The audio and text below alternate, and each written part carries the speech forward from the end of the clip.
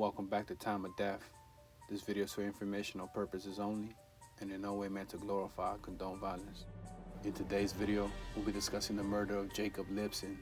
Lipson was shot multiple times inside his home in the 9900 block of Durant Drive in Beverly Hills at about 12:05 a.m. Friday, March 14, 2008. Eleonora Igova, Lipson's wife, was subsequently arrested and charged with the murder.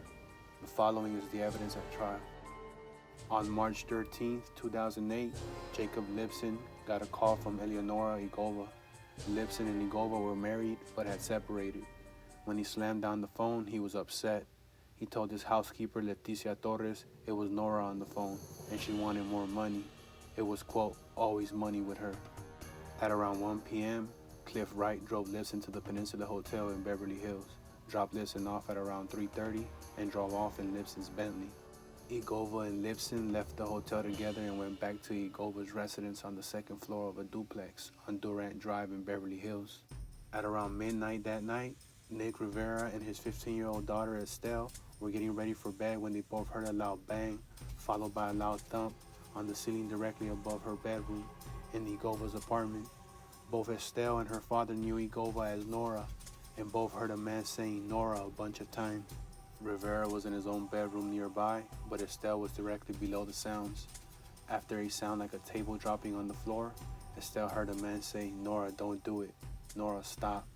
And then Estelle and Rivera both heard 5 or 6 more gunshots. Rivera went to his daughter and told her to get on the floor and call 911.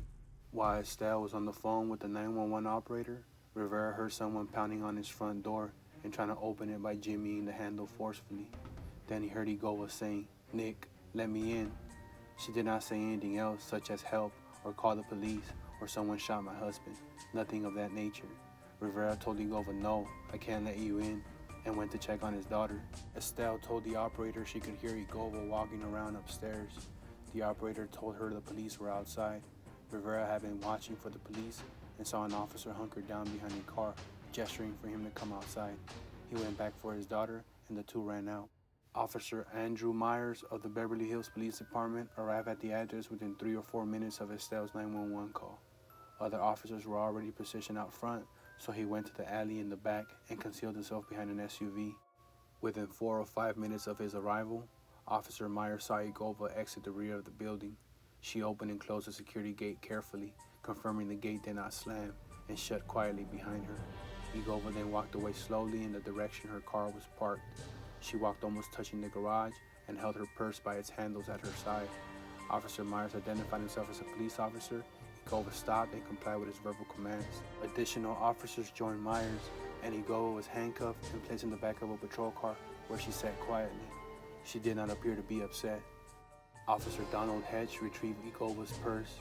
The first thing he saw on top was a red Bulgarian passport with Igova's picture and name. He also found a resident alien card in the name of Nora Lipson and a document that appeared to be a Bulgarian birth certificate. When officers initially searched Igova's apartment, they found no armed suspects, but saw Lipson lying on the floor of the middle bedroom with his pants pulled slightly down and his shirt was unbuttoned.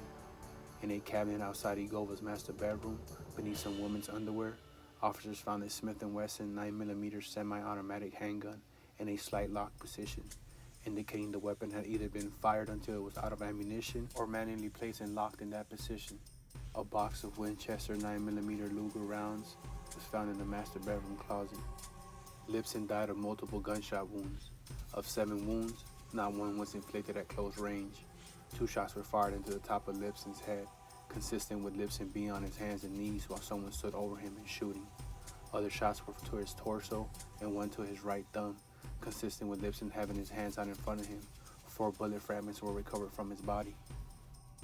The criminalist who swabbed Igova's hands for gunshot residue testified she found traces of lead, antimony, and barium.